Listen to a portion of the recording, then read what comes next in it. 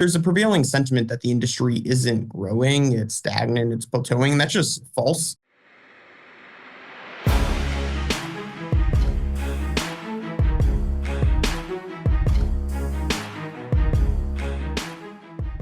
What's up, guys? Welcome back to an episode of The Dime. I'm Brian Fields. With me, as always, is Kellen Finney. This week, we got a very special guest returning to the pod, Ben Burstein. Ben, thanks for taking time. How you doing today? Everything's great. Thank you guys so much for having me back. I'm excited to dive in. Kellen, how are you doing? I'm doing really well. Really excited to talk to Ben again. Really excited to dive into data again. And I'm just excited to be here. Brian, how are you? Yeah, I'm stoked. I think there's a lot of topics to talk about, and I'm trying to make sense of the sector in the best way I can. And I don't think there's anybody doing a better job than Ben.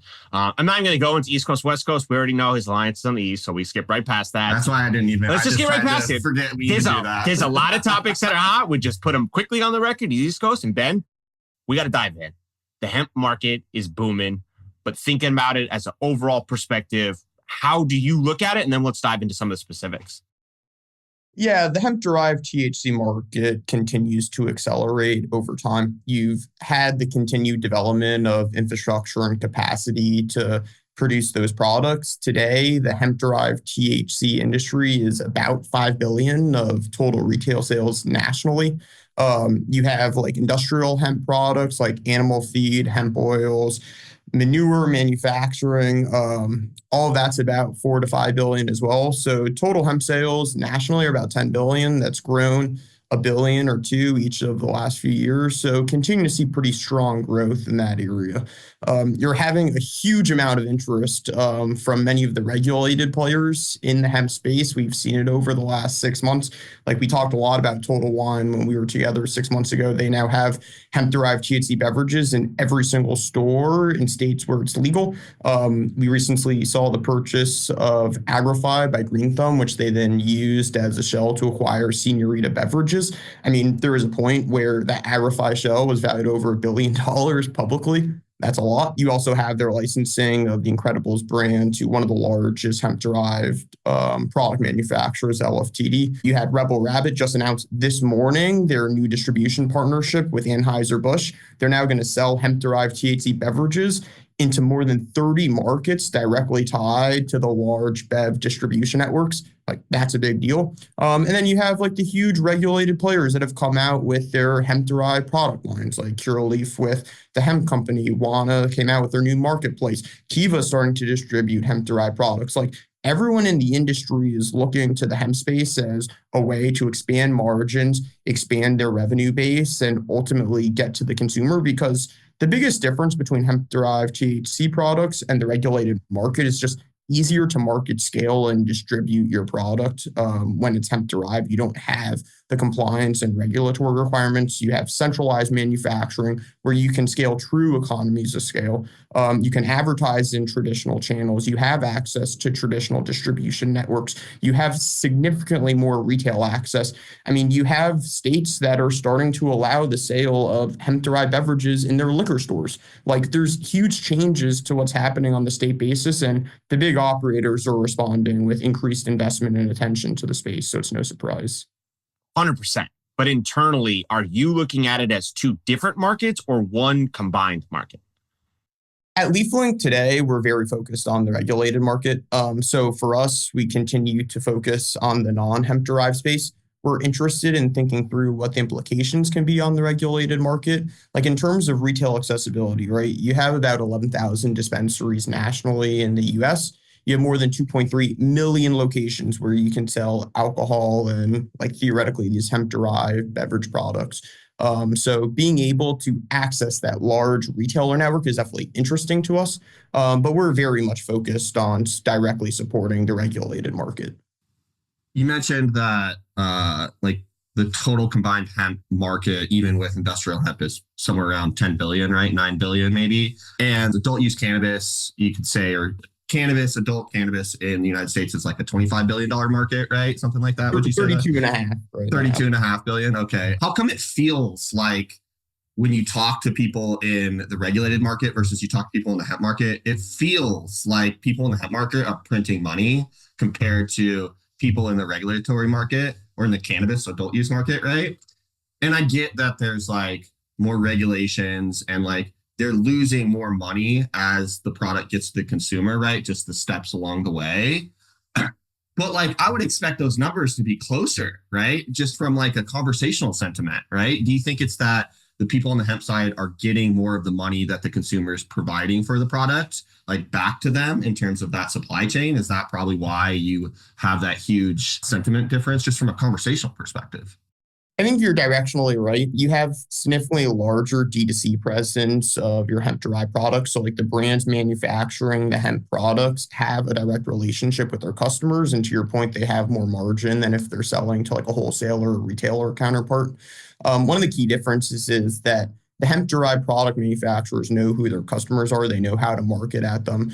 They know how to directly target the consumers most likely to purchase their products. So they're able to realize a lot of those revenue-based improvements. That just doesn't exist on the brand side in cannabis. You don't have the data piping between your end consumer through to your brand sales before you get to that retailer. So in the traditional US cannabis market, it's just harder to sustain a business given the restrictions you have from a state basis. There's just not as many retailers to sell to as you can when you're targeting all the states at once with a hemp-derived product set. But also at the same time, like most consumers don't know the difference between hemp-derived products and the regulated market, right? So it's much easier to just purchase a THC beverage online than it is to go into a store, hope that they have a stocked refrigerator with beverages. It's just a much more difficult customer experience to buy the beverage type products from the regulated markets. I also think there's a lot of discourse in the industry itself on hemp-derived beverages. But when you actually take like an outsized view, you have a few companies in the hemp space that are doing really well, largely because the margin structure is so good.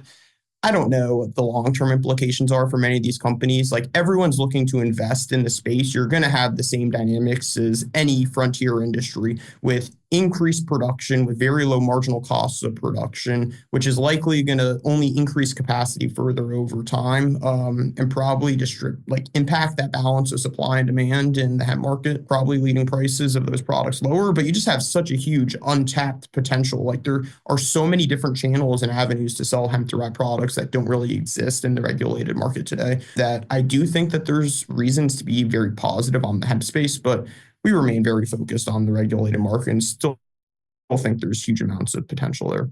So, Kellen, real quick, I think that was a great point, right? I think the sentiment for sure is super favorable right now in the hemp. And I think there's two reasons why. I think one, when the hemp players, we're going to have to just bucket them just for generalization. The hemp players do marketing efforts. They're pushing for the whole United States. So there's opportunities where they can say, okay, we're going to do a marketing effort and spend 10,000 and we're going to hit as many as we can. And I think when they see growth numbers where it's like, okay, January we did 8%, then we did 10%, 12%, 15%, and they see that hockey stick curve, the emotional feel is that it's just going to keep going. And I think what you're seeing on cannabis is more of a saturation of these specific markets where you say, okay, we have a consumer base here in Maryland. We know we've done consistent numbers, so the growth isn't there. And I think that's the perspective feeling we see is just the growth numbers being not as hockey stick, maybe a more step-stone growth numbers. And I think that's the emotional perspective because the one side sees hockey stick, the other side says incremental. And that's the perspective you're seeing from both sides. That's a good point, honestly. And I appreciate like laying it out like that because it does make sense, right? Like if you're witnessing growth, you are going to be significantly more excited versus like,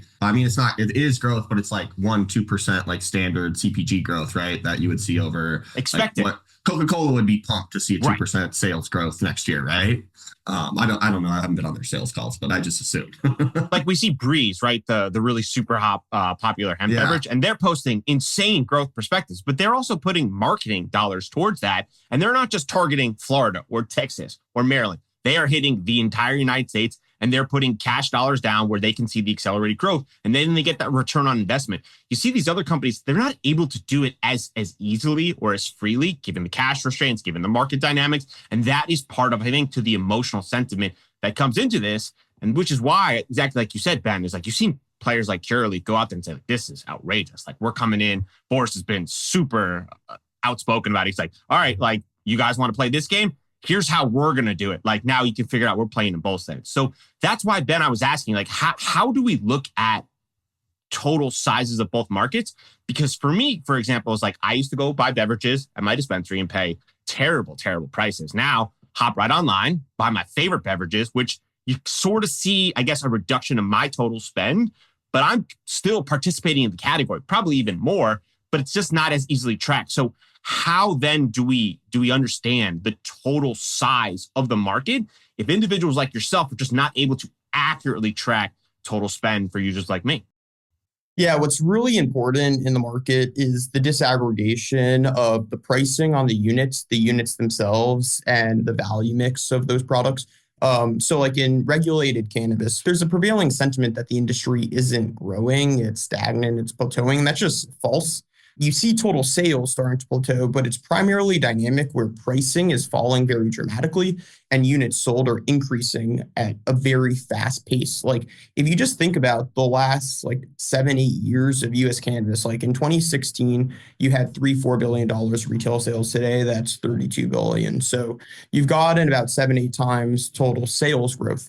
At the same time, pricing per unit on average has collapsed by about 70 to 75% nationally over that time. You have your very early today mature markets that have gone through that entire process so far.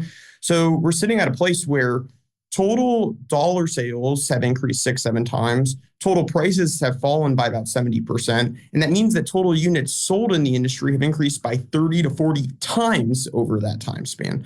So like, it's not like the US cannabis regulated market is not gaining this huge increase in adoption and units sold. It's just a prevailing pricing mechanism that's very much tied to the small market sizes that you have in the regulated space. Makes it very difficult to think about that comparison on a total sales basis.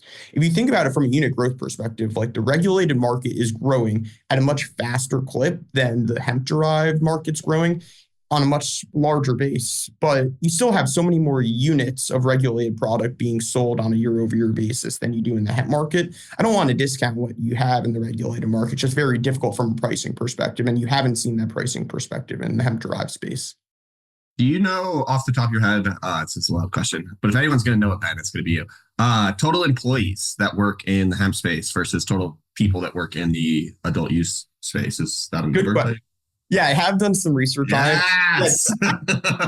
Total hemp employees are about 40,000, very much geared towards cultivation. You have very large hemp cultivation in the US, primarily in California and the West Coast, Kentucky, and a few other parts of the US like Northern Florida. Hemp is very cheap relative to regulated cannabis. They sell like a pound of hemp for about $30, $40 a pound. That's versus regulated cannabis. Like it varies a lot by market, but is somewhere between $200 and $4,000 a pound. So you have a lot of hemp cultivation. It's created a lot of jobs. So you have about 40,000 employees in the hemp space. You have a little over 500,000 employees in the regulated cannabis space. And that's just with some smaller company sizes, especially with the distribution to like brand and retail. Yeah, so where I was going with that is the number of individuals that the cannabis market is actively employing and impacting is significantly larger than the hemp industry. So just by like a capitalistic perspective, you would assume that as these two industries kind of like continue down the path, there's going to be some sort of merging event that takes place just because there's so much sharing of knowledge. The products are really similar. Even from a top level perspective, you're seeing like the moves by Curaleaf, all the things you just laid out in terms of these large public companies getting into the space somehow. So like, do you see some sort, is it like in 5 years where you think there's like a strong merging kind of aspect associated with like some products being derived from hemp and some products strictly being derived from like the cannabis plant? Like, what are your thoughts on that? I don't really view a difference in the two sides of the market long term. If you think about the development of any other market in history, like it's all going to move to the lowest cost production with demand from the greater industry. So like if the US population is willing to purchase hemp-derived THC products, which they've shown they are so far, it's much cheaper to produce THC in that synthetic way than it is to actually grow, process, and sell the plant itself. So yeah, I see a huge shift, and I would even go a step further and say that as many of the larger bev and alcohol companies enter the space, they're much more likely to do so on the hemp-derived side than they are on the regulated side because of cost, because of regulatory structure today, and because it fits more naturally in their distribution networks. So For me, I'm very passionate about the plan. I'm a purist on the regulated market. Like I prefer personally regulated beverages than like Delta 8 THC infusions. But I think it's very likely that like that hemp derived space continues to grow over time. And given the cost structure differences, is probably the one that many of the large eventual winners of the space would pick today. But there's many years for that development, and it's going to be 5, 10 years before any of the real large national companies that aren't cannabis focused really start to enter the space. It's just too much of a regulatory risk, especially with the farm bill still being decided. I mean, we haven't even broached that yet. In the last iteration of the farm bill that was being negotiated in 24, like hemp derived products were going to be banned. That farm bill was not able to come to a resolution, so it's going to be pushed into next year. Who knows what the decision is going to be on hemp-derived products, but there is clearly an interest at the federal level to ban a lot of these hemp products. So we might be talking a year from now and there is no hemp-derived market. Like we have no idea, and that regulatory uncertainty makes it very difficult for the companies that operate in the space to both raise capital, continue operating the way that they want to. I think those are incredible points, right? And I think when you take both markets and combine them together, you see the type of growth that everyone is envisioning that they're getting. And I think the one aspect that the hemp market really benefits from is that when they have economies of scale, like with beverages, the aspect is consumers win, right? Because the price comes down, becomes more affordable, and then spending $2, $3 on a beverage versus 12 becomes way more accessible. And the benefits of beverage, again, is that it's really easy, it's really social, and you can pass them around. People can try it and go, wow, I didn't get as bombed off my ass as I thought I would. These are great. Oh, wow. And I don't get a hangover. Wow, this is incredible. Maybe I'll just start supplementing these for my constant drinking. And now you get that sort of really upscale adoption, which then maybe people become more comfortable with edibles. So again, it becomes more where they work together. It's just a matter of like how it's looked at, how we're calculating the data from a perspective, because it's really impossible to track all of them together. And then once you start putting those pieces of the puzzle together, you can start putting together total opportunities at hand. And then you really start to get that sort of excitement that I think all three of us get when we think about this industry long term, which is that real hockey stick boom. Yeah, I think you're spot on. I just always come back to the idea that we're still so early on in the development of the US cannabis industry. Like the comparison I always make is to the re-legalization of alcohol after the 21st Amendment was passed in 33. Like you had pretty similar market dynamics, right? Like a huge gray market with moonshine production being more popular than like actual legal alcohol production until the 50s. You had state by state restrictions that didn't end until Mississippi legalized alcohol in the 60s. And you had the huge illicit market for alcohol cause large illegal crime activity, with many of the first mobsters in New York and Chicago coming from the legal alcohol trade. Like it's very similar to US cannabis today. It's going to take decades for this industry to develop into its mature format. And things like these different product categories and different ways of deriving THC and different margin and cost structures and regulations is all part of this very early development in the industry. And like we're still at the beginning of this thing, and there's a lot to come down the pike. How much do you think going Schedule 3 passing, we'll just assume it passes and all that gets like taken care of from a housekeeping perspective, how much do you think that moves the needle in terms of like this comparison from the hemp and the adult use markets, right? Like a huge amount of revenue is going to be funneled back into the adult use markets. Do you think it makes it an even playing field at that point? By far the biggest impact of Schedule 3 passing, which we at LeafLink still believe it's going to pass at some point in 25. At some point. The consensus of the bureaucratic agencies is that it should happen some point next year with the Trump administration. You're going to have the 280E savings. We estimate those at about $2 to $3 billion of annual cash going back into the industry. Even just the MSOs alone, they're poured over $1 billion in 280E taxes. So you have a huge amount of capital that can come back into the industry. Like for comparison's point, this year so far in 24, there's about $800 million of capital that's gone into the space. Almost all of that going to refinancing maturing debt. You've had about $500 or $600 million going to the space last year. So the amount of cash that 280E savings would bring back into the industry is more than has been invested into the industry for the last 24, 36 months. So I think that you have a huge amount of recapitalization for the large multi-state operators. But outside of like that 280E savings and some increased allocation to research in the space, I don't see much change in the way that cannabis is sold or the channels it's active in and the consumers are able to reach. So probably not too big of a difference outside of those tax savings. If you're a C-suite executive at one of these companies and you get that cash coming back in, what do you think that you would do with it in terms of strengthening your organization? Would you, like looking at the data, would you then maybe go after a new state if you weren't in that state? Or do you think you would shore up like some infrastructure items to try to like decrease your price and increase your margin?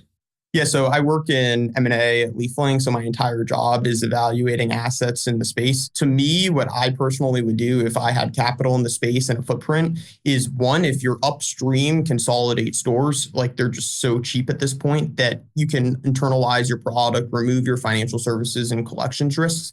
If you're a large retailer that's already reached your penetration or is at the cap in a state, you can go and buy retail stores in new markets. Like, one idea that I've spent a lot of time thinking about is in many of the legacy markets today, like a lot of the assets can be purchased for like negative equity almost, where you don't actually pay for the assets. You assume the debts that you have, you renegotiate some of those liabilities. And you can even like renegotiate your leases and stuff to a point where you're actually getting paid money to take on underperforming assets. You get a really good retail operator in there and you can make a store in cannabis profitable. You get as small of a square footage space as you can with the lowest overhead possible in an area with high foot traffic, and limited competition from other retailers is a recipe for success.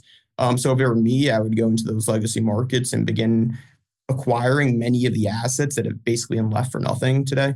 So those are the two ways that I would allocate capital. What I'll tell you is going to happen in the industry is a lot of it's going to go back to shareholders through the form of buybacks or dividends. It's just a lot of these companies have already reached the maximum size of their footprint in the markets. They've built as much cultivation and retail as they can. So there's limited benefits to additional investment. And you've already seen it. CapEx has collapsed in the space over the last 2 years, and almost all of those dollars have gone to corporate needs. All right, Ben. So let's say we are a C-suite, right? My pushback to you would be, well, what about the hemp market, right, Ben? They're siphoning off all our customers. People are buying products online. Why do I need 12 more stores that are just going to burn cash when I could just de-risk, let that portion of my business and put it towards the hemp side? Because like that's to me is the portion where it's like, if I was running the company, I'd be hesitant to kind of explore those other areas because the cost of capital is so hard to get. And then you're doubling down on an area that could still be problematic because this farm bill continues to weigh, likely in the big MSO's head. They're like, we spent X on capital for all these infrastructure, and now we still have to deal with this market. So what's the balance there? I think the hemp-derived space is very interesting. It's also very risky. We have no idea what the regulations are going to look like over the next several years. You have a huge amount of competitors coming out into the market that are looking to access traditional distribution networks. If it were me, I'm waiting a little bit to see what happens with the new farm bill. I want to see what happens with the regulated space over that time. Like, I also don't believe in the concept that like all stores and assets are necessarily cash burning in many of these challenged markets. I think it has a lot more to do with challenges to operating those stores. Like, for instance, the average store in a state like California, Oregon, stocking over 150 days of inventory on their shelves. Like, that is so expensive. You have to take those products, you then have to discount them very aggressively, oftentimes eliminating your margin entirely. You then have to pay for the overhead on those stores and products. Like, if it were me, I'm running a dispensary as similarly to a C-store as possible. I'm activating the marketing and rewards loyalty channels that have been the main form of ad spend in the space to date. And I'm going and aggressively going after my customers. And as long as my costs are low on the space, you can make money doing it. So I'm not so quick to abandon the regulated market. I very much believe in the regulated space as the eventual winner of the industry. And I think the hemp-derived loophole is very much so a loophole that's being exploited at the time that ultimately is probably not going to be there forever. There are many challenges that you get from a hemp-derived market that oftentimes isn't so hemp-derived as we think, and is very much similar, if not the same, as the regulated cannabis that you're purchasing. So That regulation is taking time to develop, but it's going to happen over time. And I don't believe that the hemp market's going to be this like freewheeling, open concept it is today. What cannabis state then are you most excited about then from an New adult use York. perspective? New York. I don't believe that the industry has accepted how amazing New York has done over the last year. Like I came 6 months ago on the show and we talked about how people weren't optimistic enough about the industry. And my number one call out was New York. At the time, New York had gone from about 20 million in sales a month to about 60 million in sales when we talked in July. Today, they're doing 140 million in sales a month. New York has added the most retail sales of any market in 1 year in U.S. cannabis history. And no one's talking. How come we're not talking about that? Well, because if we're going to be totally honest, right, it's a marathon. And out of the starting blocks, we fell right on our face and laid there. And everyone's like, God, New York is so bad. And it's like, yeah, because they're laying on the ground face first. And all of a sudden they're like, oh, look, we're going to run here. And look how much we caught up so fast. Yes, they did no services to help themselves get out of the block. And as expected, though, you knew the market would be incredible. You just were hopeful it wouldn't take as long as it took. But at the end of the day, right, like looking back on it historically, no one's going to remember, maybe they will, how horrendous of a start they got. They'll just see the total numbers and be like, that's a nice market. Yeah, let's not forget that when almost every single legal market legalized for adult use or for their initial med programs, it took years. But why though, Ben? Why? I advocate a lot more the Missouri, Maryland type approach that you legalize, you license the stores that are in your state, and you start selling through comprehensive licenses. Like that is clearly proven to be the most effective from a retail sales perspective. But New York's focus was very much on the equity angle, and I don't think that was wrong. It just took longer. And now we're at a point where you have over 250 stores. You have another 500 stores that are going to come online. Like New York is very well setting up to be the largest market in the country at the end of next year and sometime in 26. So I think that's just a huge green shoot that like hasn't really been identified in the market. You also have some other states that continue to add growth, like Michigan continues to perform really well with new stores coming on. Massachusetts just did the best few months it has after years of struggles in that market. And then you have Ohio, which legalized for adult use in August. That's going to continue accelerating for the better. You have another 150, 200 stores that are going to be licensed over the next year. Like things are looking pretty good for where we sit today across many of these markets, but a lot of room for improvement is for sure. Is the potential market size based on, let's say, total population and then the spend per person?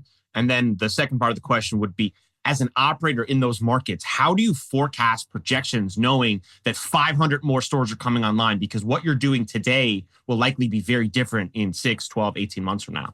Yeah, that's absolutely right. The most important aspect for a retailer is what is your density and how many people do you have living within a few minutes of your store? People like to purchase product close to where they live. So you have to know what the licensing and zoning requirements at the municipal level look like. New York does a pretty good job of at least telling operators, hey, here are the regions where we're licensing stores. We don't know exactly where those stores are going to be located, but we have certain minimum distance requirements that exist so that you don't have stores right next to each other, avoiding many of the challenges of legacy municipal markets.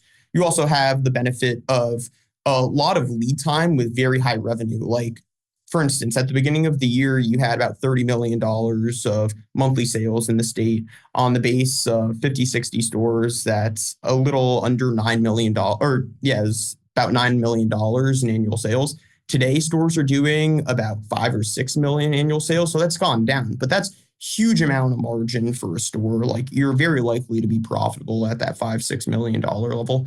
So I think that stores are still positioned very well. And the state does have like at least a focus on making sure that you don't oversaturate each of these markets. So like even New York City, for instance, like they're have these 1,000-foot minimums so that you have stores at least a few blocks from one another. And that's been pretty effective to make sure the stores don't cannibalize each other. It's just inevitably going to happen as you have more retail that comes out, but margins and revenue bases per store are still pretty healthy in the state. So as more stores come on, you're going to have more consumers enter the legal market and increase your total amount of sales in the state. Sorry, Kellen. That's where you see like the hockey stick growth and then start to tamper and then come back down. And that's not based on an unhealthy market. That's just early market dynamics kind of maturing and then kind of stabilizing as it continues on, which needs in a very experienced or an investor that understands the market dynamics to be able to put a fair valuation, which takes into account previous historics and also forward-looking understandings of the market aspects that you just clearly articulated. And if you're an operator in New York today, like the average pound is going for somewhere between $1,500 to $2,000. Not to forecast those pricing out for the next 3-4 years. And that was a lot of the mistakes of the very early markets where you had states with $6,000-$7,000 pounds and operators expecting that to continue for years. And we've learned that very quickly the pricing in New York is going to fall, and that's okay. It's normalized levels versus the rest of the market. And you can be profitable as a producer at $200, $300, $400 pounds. It's just about optimizing that cost structure really well and operating your asset as you should any other business. Like, it's difficult to run a business, and being able to do so in an industry and in a state like New York where there's a lot of margin to be had presents a lot of opportunity. How many of those new stores that we're speaking of are new operators coming into the space versus like operators that are just expanding their current operation? So what's great about New York's program is essentially all the stores that have come on so far are either owned by a nonprofit organization in the state or by a former felon that was convicted for nonviolent cannabis offenses through the CARD program. So it's taken a really long time to create this equitable program, but we're at a place now where you have 250 stores owned entirely by people who are not in the cannabis space, at least legally to begin with, and don't have expertise or experience running those stores in other states. They also don't have the demands of running stores and assets across multiple markets. So you have a lot of first-time cannabis operators in the space who are looking to make their buck, and I think have a really good opportunity with the way the market's set up today. And as long as you keep adding more stores to absorb the additional cultivation capacity that's entered the state over the last year, you're going to have a market with really healthy supply and demand dynamics. We've seen a big push towards unit economics for the vertical integrated companies. And I'm wondering from your side, do you think that's based on the fact that these companies are trying to run profitable now and understand every single aspect of their balance sheet to know, okay, like from a cultivation side, this is what we're looking at, this is what our products cost, so that way they can deploy maybe those additional 280E resources back into their business in their more profit-driven products? Yeah, you're spot on, and I fully agree. Operators in 20 and 21 were really focused on acquiring as much revenue as they possibly could for whatever the price could be, and hoping that was in the markets that were going to grow the most over the next few years. Over the course of 22 and 23, as capital dried up, that focus shifted to profitability. They pulled out what I call the recessionary playbook. They cut spending as much as they could, increase their liquidity in working capital. They reduced the amount of inventory that they held on their sheets. They tried to shore up their net days payable. And ultimately, a lot of operators did a really good job of accommodating lower prices that they've experienced in their markets. Pricing has fallen in many of the markets that the MSOs are focused on, like Arizona, Massachusetts, Illinois, very quickly. Arizona has had the most price decline of any market for 2 years consecutively. It's very difficult to operate in a market like that. So what the big MSOs do to accommodate those pricing dynamics are they internalize as much product as they possibly can. They want to own the retail, sell it for whatever price clears in their store, and do so and cultivate at a price per gram that is lower all in than that cost they can sell it at retail. That is the focus. So when you have very heavy price competition, especially at retail, it's all about producing the units as cheap as you can. So everyone today is focused on kind of solving that cost structure question, because you had a lot of huge costs in the industry that had to be taken out of the P&L in order to remain competitive. And it's taken years to do that. And you've seen it through license givebacks, market exits, the removal of certain SKUs and brand rationalizations. But ultimately, we're at a point today where a lot of operators have kind of figured out how to at least generate profitability at each of their state markets. And at least generate cash from their operations as a whole. That's not to mention the really high lease and debt payments that cause them all to still lose cash, but at least from operating ability, they're generating cash flow today. So one of the aspects I've seen heavily pushed on the internet is pushing for MSOs to kind of segment their businesses by state and kind of pushing some of those numbers and saying, hypothetically, in Pennsylvania, we do this, in Florida, we do this, in Maryland, we do this. Do you think the reason they didn't do that prior was, we're just going to make assumptions, was because A, they didn't have those numbers clearly articulated, or B, some of their markets were so bad that they didn't want to push them out there and say, okay, in 2 of the 3, we lose a massive amount of money. But in Ohio, for example, we print money. What do you think? A few of the operators report at least sales by each of their markets, and a few of them even give you more of a P&L view. There's operators like Verano or Consortium that give a really good perspective into what each one of their markets are doing. I think it's mostly a function of not having to report those state markets. If you're an operator, you don't necessarily want to give away ideas like your price per pound, your margin structure in each state. Like, it's just not good from a competitive perspective. So we exist today in a place where most of these operators don't divulge the state information, but they certainly have it. And they're doing the analysis to know, hey, like, here's the total amount of investment we need to make into this market to achieve profitability, and then deciding whether or not to keep the asset because of that. And you're going to see more MSOs sell off state assets over time if they're not profitable and don't have a vision to it. Get ready for the Florida asset sales. Margins in Florida have turned. It used to be very positive for most of these operators. Today, it's negative. And you have a doubling of the licenses that are coming on, but with many of those new license holders not having the assets, either on the cultivation side or the retail side. So it's going to take years to build out. They are going to purchase those assets from the MSOs that have existing infrastructure, I promise you. And when that happens, you're going to just have it as a calculus on the investment cost and how much profitability those operators are making at the state level. Speaking about Florida, how disastrous was it from like a projection standpoint, not having Florida turn? Yeah, I'm from Miami, so I'm sad about Amendment 3 not passing. I wanted to move back to my hometown at some point in the future and have a legal market. So it's unfortunate that Amendment 3 didn't pass. I want to be focused on the positives there. Like, you had 57% of the state vote for it. That is the second strongest legalization vote of any time in the last 3 years. Second only to Ohio, which voted on an independent ballot with abortion as the only other issue. So I think that Florida it got a much stronger approval rate than many would have expected. It's just difficult with that 60% threshold. You've only achieved 60% on a legalization vote once, and it was in Maryland. You've never had it before. So I think Trump endorsing Amendment 3, you had the Democrats in support of Amendment 3 as well, certainly helped. And you saw that in numbers. It just wasn't enough to get it over the line. But yeah, Florida would have been the largest market by far if it were to pass. You would have had all of the medical facilities licensed for adult use. And you have 180 million tourists that visit the state on an annual basis. That's the most of any state in the country. And tourists are very high propensity consumers. So what would that have made, let's say, the total U.S. cannabis market projection be if that was included in the numbers? Yeah, we'd expected Florida to get to about $6 billion on a run rate basis once it achieved like its full scaling across stores.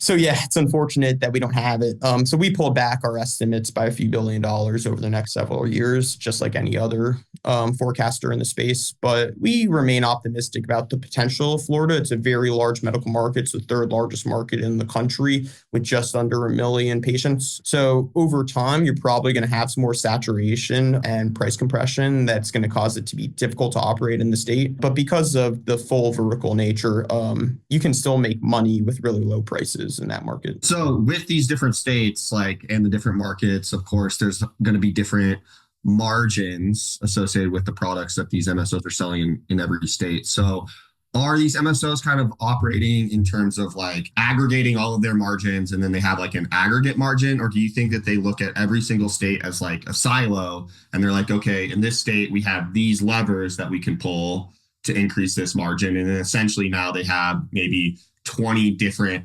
margins that they're constantly monitoring, or they have the aggregate? Is it like one or the other, or is it kind of a combination of both? Like, all the operators are looking at it at a state by state basis. The way that the operators are actually organized is split into two camps. You have one where you basically have regional directors at the corporate level, and they control the happenings at many of those different states.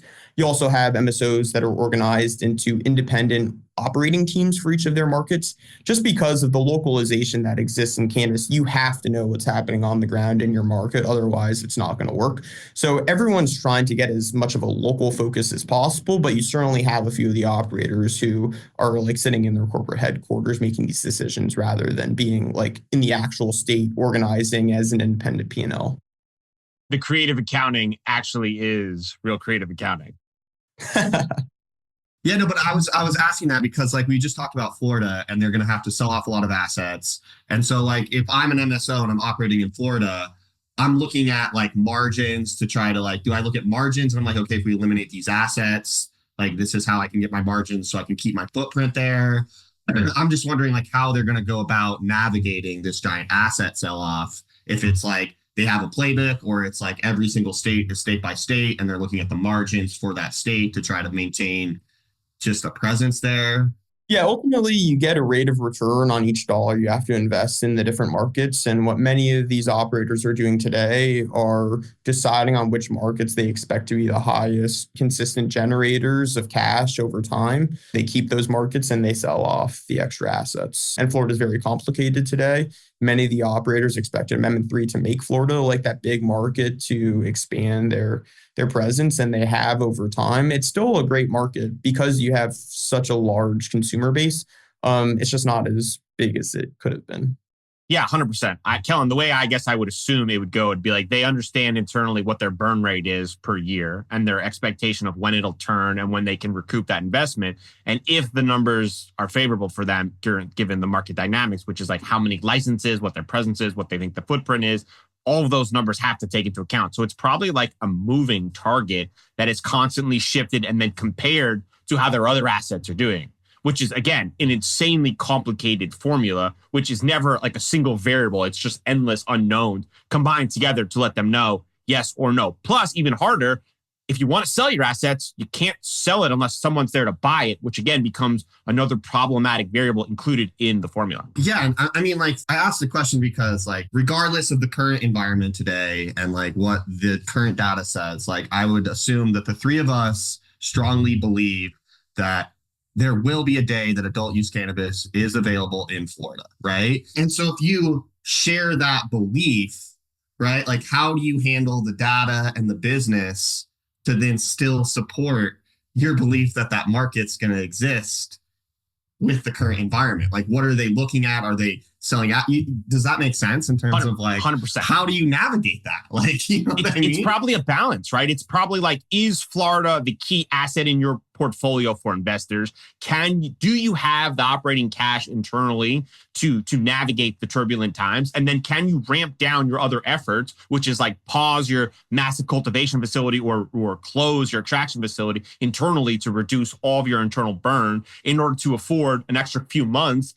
Hopefully you get some cash influx from Schedule 3, and then eventually you can turn Florida on. It's a very difficult balance, no doubt. But we can all agree, Ben says, $6 billion market.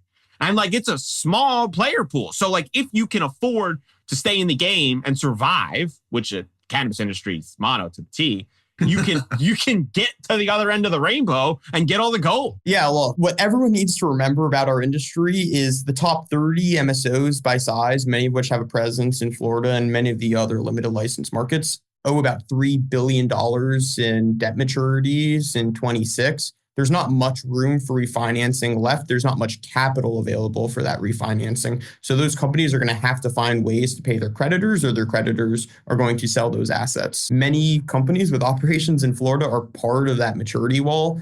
I'm telling you, they're going to look to sell certain assets. And Florida is a market where you just have all these new license holders that have capital who are looking to acquire already built infrastructure. It's going to be a hotbed for consolidation. And that's fine. Like, it's an area that the market needs. 100%. And if we were going to have to take strong predictions, which I don't want to dive into now, I would assume it'll be other industries that have excess cash, maybe have a dying consumer base and are looking to diversify their revenue. This is going to be controversial, but the tobacco industry perfectly has excessive resources in cash, looking to potentially expand revenue into new areas. There's overlap there. That to me would be prime for them to come in and say, okay, we're going to shell company up. We're going to come into Florida. We're going to clean this up because we have the cash to survive 2 to 5 years in the short term, pay out the cash, and know if we can make it to the end, hockey stick, plus we have our other business to kind of help us through the short term. That's the way I would see that. What do you think about that, Ben? Oh, that's already happening, right? Like, you have the Organigram relationship where Organigram just bought one of the largest brands in Canada, Motif. But all of these outside players are looking for is who's the eventual winner. because the total US cannabis market cap is about 15 to 20 billion dollars of all of your public companies combined.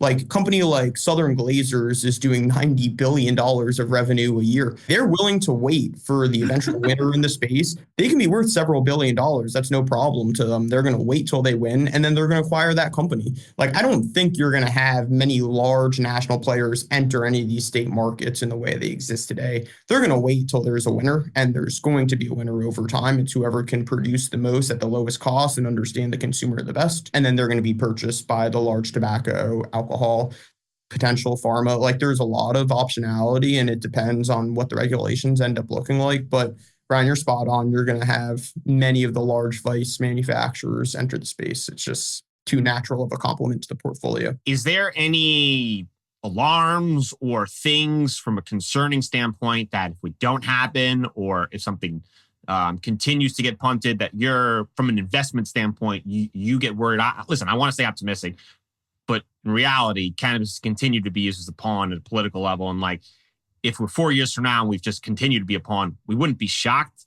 We'd be disappointed, but we wouldn't be shocked. So is there anything in your mind, if Schedule 3 doesn't happen, is there anything in your mind where you're like, if this doesn't happen, I am concerned? I think it's a really long game, and I don't want to be too optimistic here. Like, there's going to be challenges that exist in the industry. I believe more than 80% of all licenses are going to go out of business. That's still at the very beginning of that cycle. And you've had it in some of your legacy markets like California, where total square footage that's licensed at cultivation is down over 50% over 2 years. Oklahoma, where more than 40% of the licenses have been given back, and many of them are not being renewed because of regulatory issues. Oregon, where you have a moratorium on licenses being extended. Like, those dynamics are going to continue across all markets. Like, we know how the maturity cycle works, and we know that many of the greatest markets today are going to experience significant challenges over time because of the low marginal cost of production in cannabis, just like any other agricultural industry. So to me, I'm not too worried about what happens in the next 5-10 years. Like, I'm 25, I have a very long-term horizon on this industry. And I believe decades from now, when you can go to a bar and purchase a THC beverage, whether it's hemp-derived or not, like, that's what the opportunity that exists in the industry. And it's just going to be very painful as capacity is right-sized. You have severe oversupply in basically every single market that has legalized at any point in the last 10 years. So I expect that dynamic to continue, with many businesses going out, limited capital availability. Many of these debt maturities are going to lead to, like, basically companies going out of business, and that's okay. It's like the normal reverberations of the industry, and those assets are going to be acquired by the best producers who can produce at the lowest cost with the best product. And 20 years from now, we're going to be sitting with a much more developed, mature industry that might be owned by the large tobacco and beverage companies, but is one that looks very different than how you have today, because like the 11,000 points of retail distribution is simply nowhere near enough. And you have to be a lot closer to what alcohol or tobacco looks like to achieve those industry sizes, because U.S. alcohol today is a $270 billion industry in the U.S. Tobacco is about a $75 billion industry, and cannabis is $32 billion. So you have huge amounts of room for growth that's going to come from additional retail access. How do we go from 32 billion to 100 billion? Retail access. You need more places for people to purchase product, and it not just be dispensaries. You need people to go to the C store that's next to where they live and be able to buy a THC beverage next to where they would buy their beer.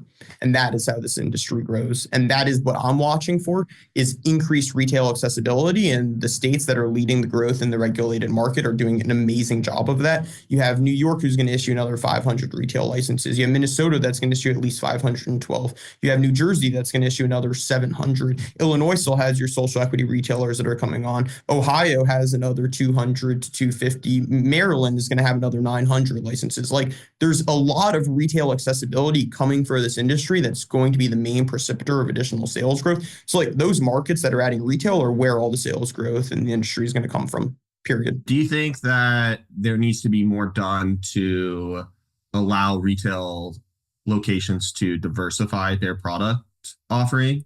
Right? If they're only selling cannabis, and where I'm going with this is, like, it's been a concern in the back of my mind for a while, is if I'm a retail store and I'm only allowed to sell cannabis, and then now we touched on it for like 20, 30 minutes today, there's this whole other industry coming in that's selling a very similar product, in the grocery store, right? So now the individual that made a special trip to my store to just buy that beverage doesn't need to do that anymore, right? So I'm losing that foot traffic, right? And the only thing I have to bring them into my store is cannabis products. And I mean, I may have heard of some apparel, but I think that may be state by state, right? It hasn't been like a across the board. I've seen from every state that they can sell shirts and other things. So like, do you think that maybe there needs to be something done to kind of allow these retail locations to diversify their product offering? Because A, it's going to bring more interest. It'll help hopefully increase revenue, and it gives them the opportunity to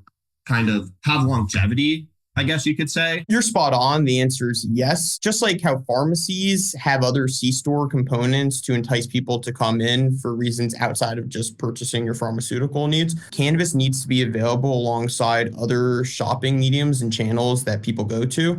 I would actually ponder more about how cannabis needs to be sold in traditional channels like supermarkets, C-stores, bars, like places where people are more naturally going to purchase and pick up the product than having to actually go to a dispensary. It's very intimidating for a new consumer to go to a dispensary, show their ID, go through the security door, and have to like make these selections on product they've never heard about. It's a lot easier if they're walking down the beverage shelf at their supermarket. Like in Minnesota, where that's legal today, you see a can of hemp-derived beverage. Oh, that sounds great. You purchase it, bring it home, you try it, you like it, and you purchase it again. And like those easy ways to experience the product just don't exist in cannabis today. So to me, like what is a sign of really great progress is when you can go to a bar and try a taste of a THC beverage, you like it, and you actually buy it, and then you start buying it at home. And like that's how the industry is going to grow.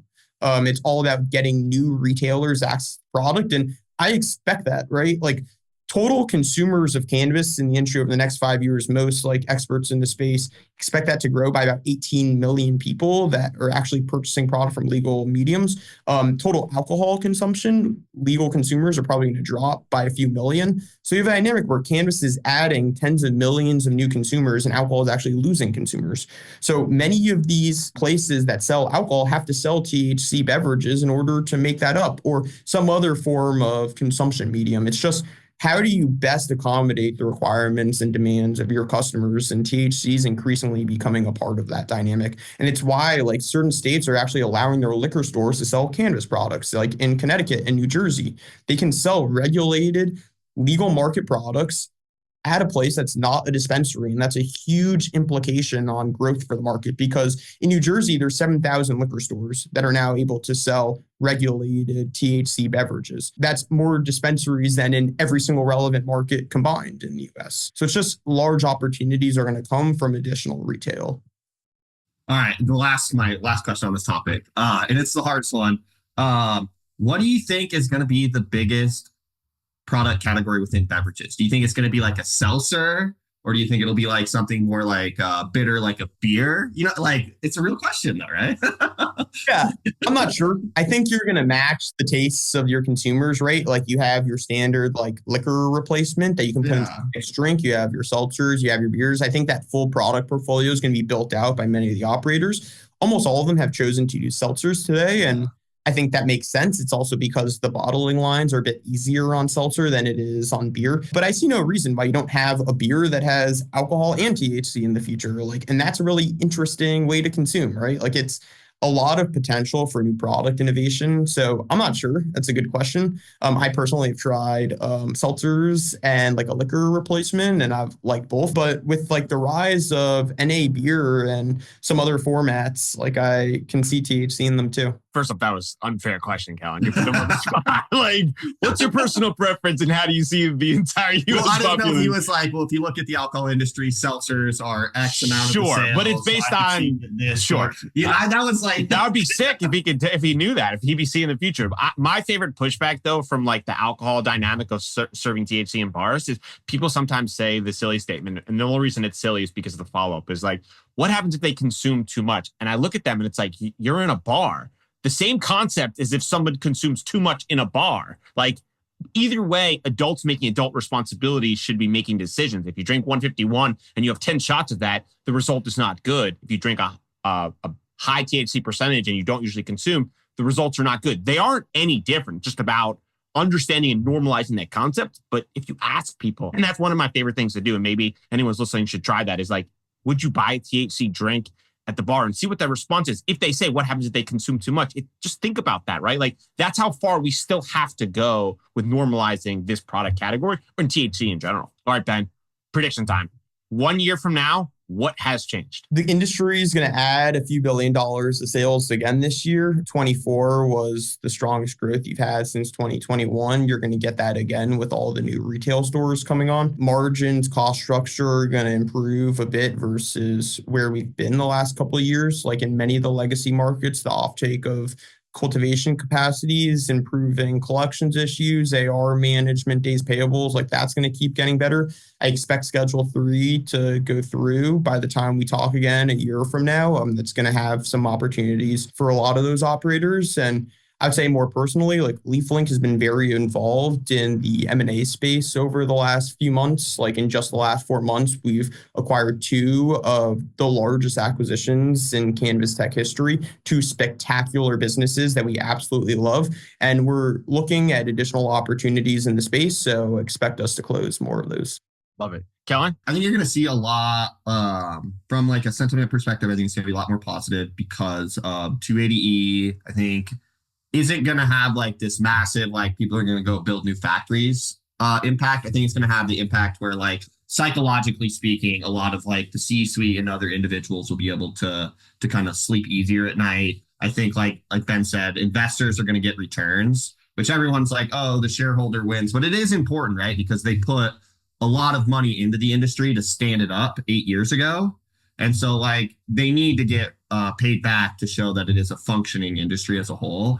So I honestly think that in a year from now, it's just going to be a lot more like stable vibes. I think it's going to be more mature kind of perspectives on the future. There won't be this whole like, I think this is the last of like the tech like excitement, I guess you maybe is the best way to describe it, where like you could like start a company and get rich tomorrow kind of a thing within the space, right? That's my 2 cents though. What do you think, Brian? I took the low-hanging fruit. For starters, I'm just going to make sure I don't crush the mood of the room. I think towards the end of next year, we have a combining of the hemp and the cannabis industry. I think that there's no actual push towards that. There's some sort of issue that gets posted and says the both these are going to be combined into one. In compliance operators have a 6 to 12 week opportunity to get in compliance, and anyone outside of that period of time will be considered non-compliant and then have their own issues. I think they have to combine those two. And I think the sooner they do that, the better. I think what Curaleaf has done is just putting their hat in the ring and saying, okay, guys, like we're going to do this also, like figure it out. I would expect another MSO. We've already seen Green Thumbs. Maybe another one comes in and we start to see a bigger push there, because if companies are looking for growth, hemp is a really good one. And at the end of the day, it's the same, but maybe different. And once you combine those together, I think you start to see the type of returns and the growth metrics that people want. I also see a heavy push towards profitability, which we've already started to hear of. But the more we hear that, the more the excitement continues to churn, because when you have the sentiment of profitability companies with all these restrictions from an operating standpoint, once you unlock that, people get excited, and the excitement then returns that tech boom, which then the cash comes in, and then everything starts to move in that sort of positive sentiment that we all want. So maybe that's a long-winded way of saying we've got some more chaos on the horizon, but I think at the end of the day, survival of the fittest is a real thing from a new industry. And I would expect towards the end of next year, 2025, you start to see the narrative of both these industries have to come together. And because of that, the numbers for 2026 become really, really exciting. So Ben, for our listeners, they want to get in touch, they want to learn more, where can they find you? Yeah, look at leaflink.com. A lot of my work on insights and thought leadership are posted directly on our platform. Please feel free to reach out to me directly, ben.burstein@leaflink.com. The last time I was on the show, we had a lot of feedback from the audience. I actually got a few opportunities that turned into like pipeline on our M&A side. So if you're looking to sell your tech business, please reach out to me. I promise we'll take a look. I love it. Thanks for taking the time. This was a lot of fun. Yeah, thanks so much, Brian Kellen. Appreciate you a lot.